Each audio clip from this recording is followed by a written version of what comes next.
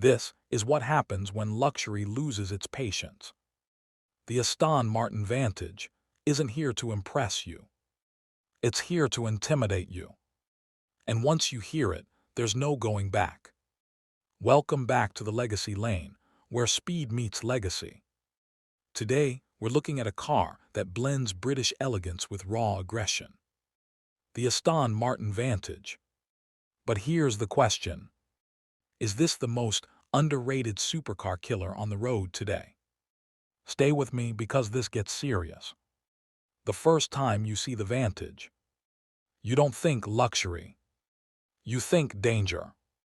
It sits low, wide like it owns the road.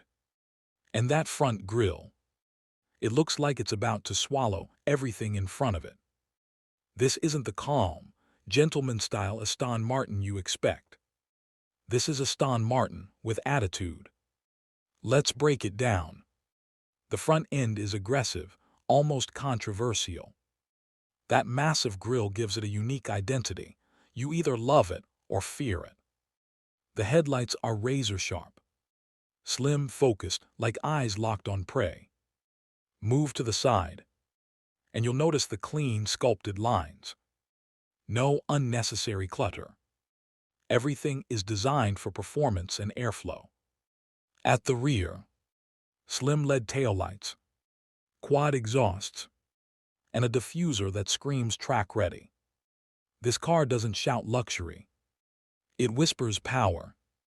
Now let's wake it up. Under the hood sits a 4-liter twin-turbocharged V8. Sourced from AMG, but tuned with Aston Martin's personality. Over 500 horsepower. A top speed pushing 300 km/h. But forget the numbers for a second. Press the start button. And listen. This isn't just an engine. It's a statement. A deep, aggressive growl at idle. Then a violent roar when you push it. Upshifts snap. Downshifts crackle like gunfire. It's the kind of sound that turns heads, even before the car arrives. Now here where things get interesting. The Vantage is not a comfortable cruiser.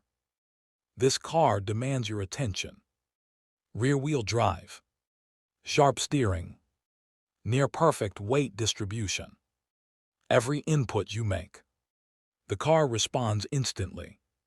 Take it into a corner, and you feel everything. The grip, the balance, the slight hint of danger. Because if you push too hard, this car will remind you who's in charge. But when you get it right, it feels like the car is an extension of you. That's what makes it special. Step inside and things shift again. You're surrounded by handcrafted luxury. Leather everywhere. Alcantara finishes. Solid metal controls. But this isn't soft luxury. This is a driver's cockpit. The seating position is low. Everything is angled toward you. You don't just sit in the Vantage. You become part of it. Now yes, the infotainment system is not the best in class. It's slightly outdated compared to new arrivals. But honestly, that's not why you buy this car.